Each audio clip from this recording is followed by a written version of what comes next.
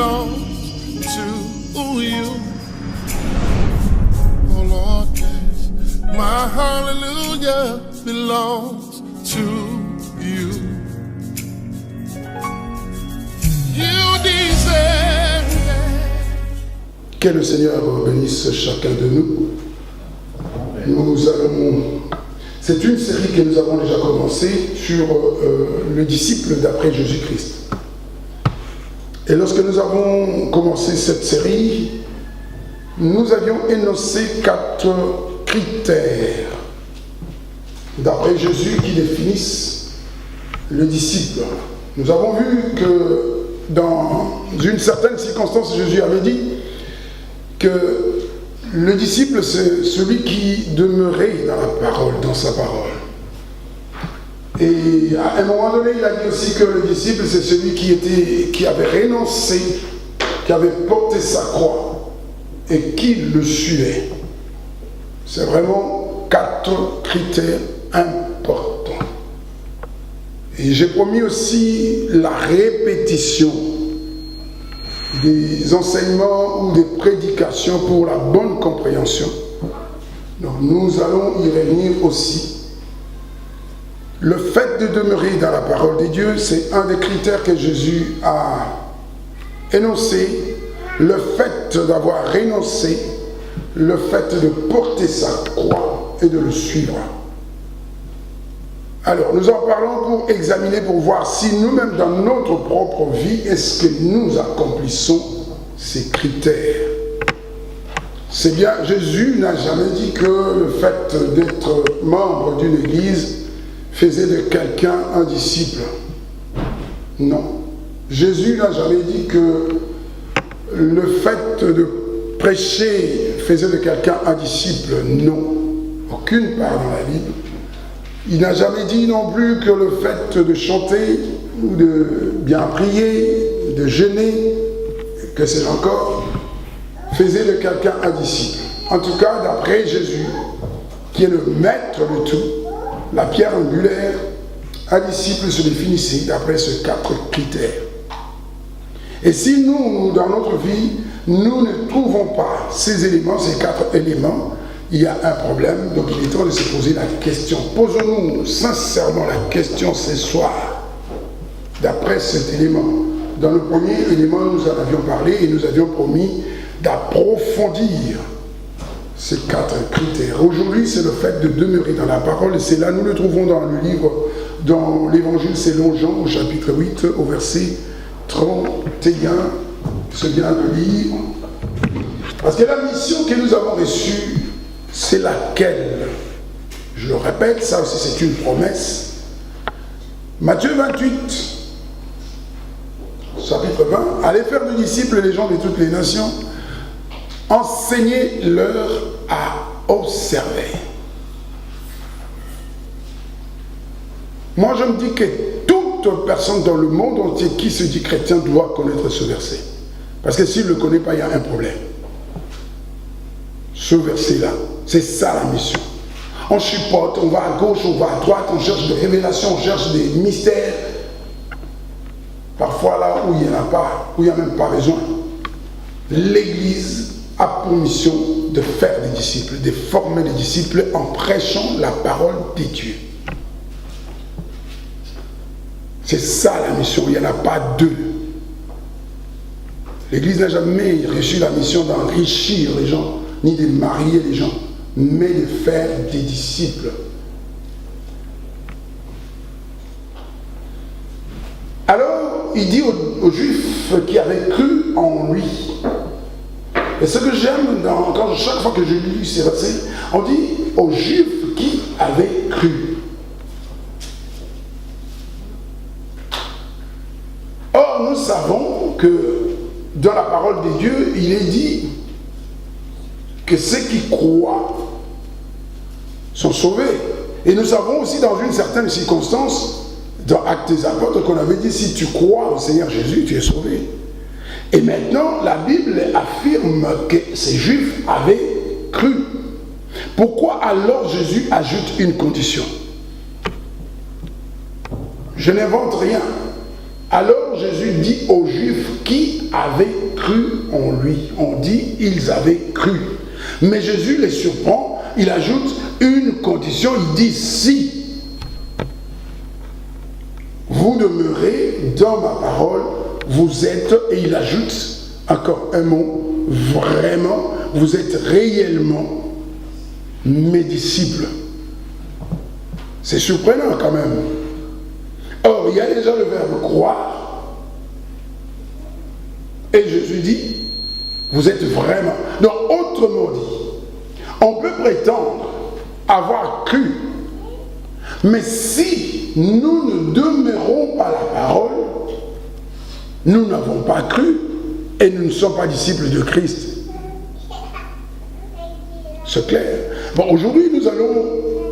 Ce qui nous intéresse, c'est quoi? De savoir, c'est quoi demeurer? Qu'est-ce que ça veut dire? Quel est le sens? Qu'est-ce que Jésus entendait par si vous demeurez?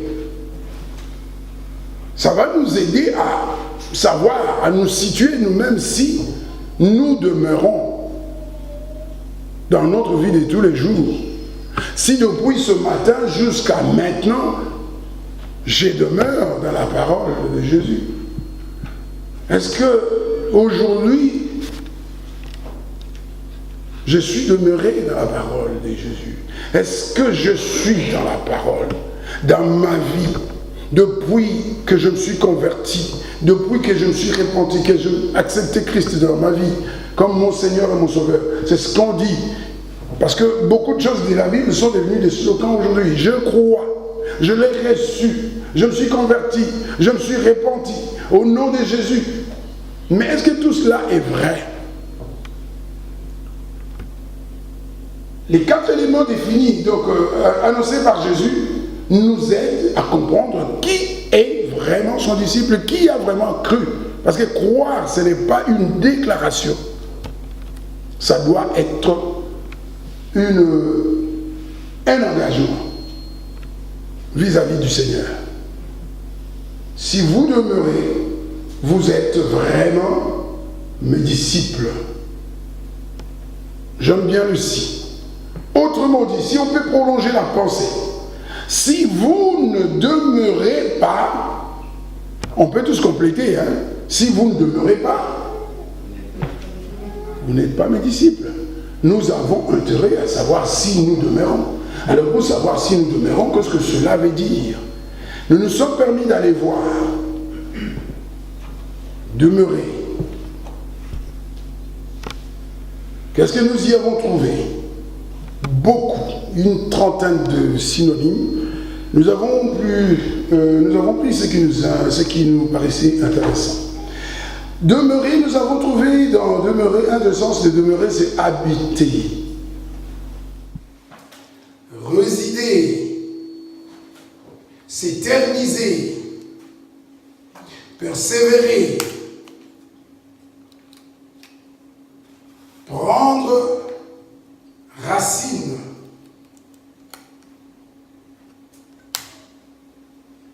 se maintenir, persister, et j'en passe.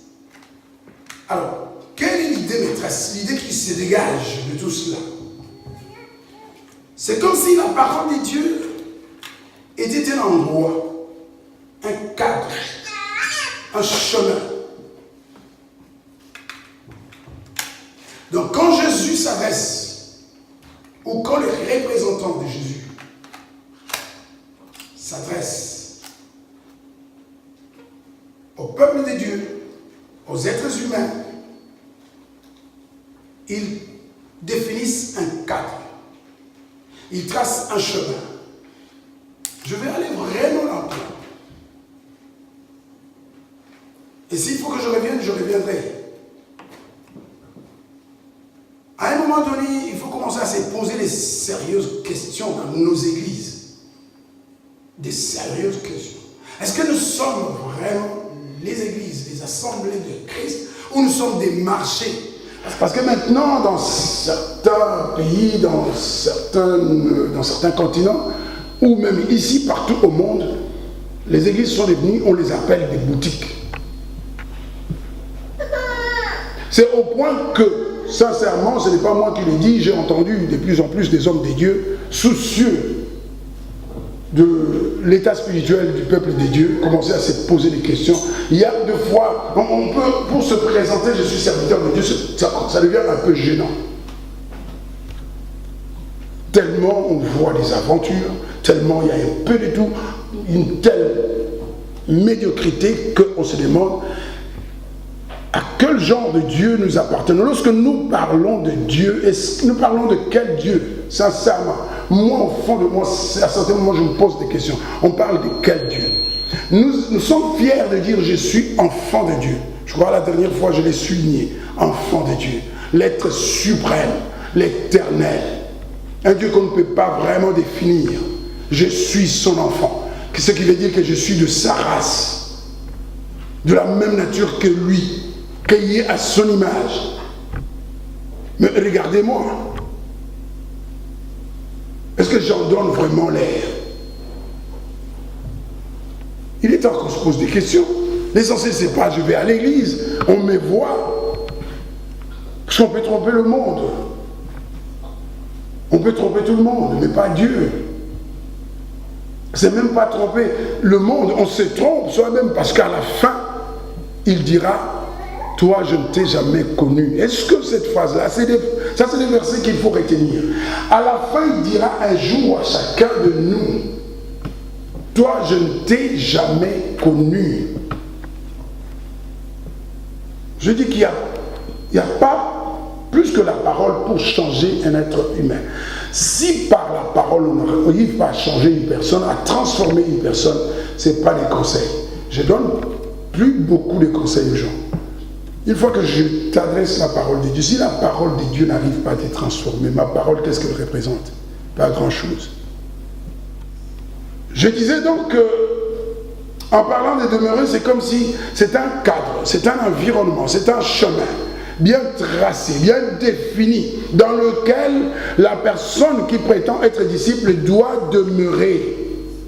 Et ce cadre est tracé par la parole de Dieu, pas par une tradition, pas par une coutume, pas par un être humain. C'est Jésus lui-même, la pierre angulaire, l'alpha et l'oméga, le commencement et la fin. Ce n'est pas une église qui doit tracer un cadre, qui doit définir un environnement dans lequel nous devons demeurer. Et cela, c'est par la parole de Dieu. Si le temps le permet, nous allons prendre des exemples, des cadres tracés par Jésus. Pourquoi? Parce que la Bible dit dans l'Apocalypse que Jésus, c'est lui qui a la clé, il tient la clé. S'il ferme, personne ne peut ouvrir. Et pendant que nous parlons aussi, vraiment, chacun de nous peut ouvrir son cœur. Parce que quand est-ce que Jésus frappe à la porte? C'est justement quand sa parole est annoncée. Que le Saint-Esprit se mette à l'œuvre pour ouvrir un peu nos esprits, pour nous aider à comprendre. Quand à chaque fois que la parole de Dieu est annoncée, c'est Jésus qui se tient à la porte et qui frappe et qui attend que chacun de nous ouvre la porte de son cœur pour le laisser entrer. Et ce soir, quel est le message qu'il adresse à chacun de nous? Nous sommes là d'accord, comme partout dans toutes les assemblées, vous êtes là d'accord, vous vous réunissez, vous avez chanté, vous avez prié. Mais moi j'attends une chose, que la parole que vous avez reçue, la parole que moi j'ai prononcée, la parole qui vous a été adressée soit respectée. J'ai tracé un chemin. Et celui qui veut être mon disciple doit marcher dans ce chemin-là. Il n'y en a pas deux.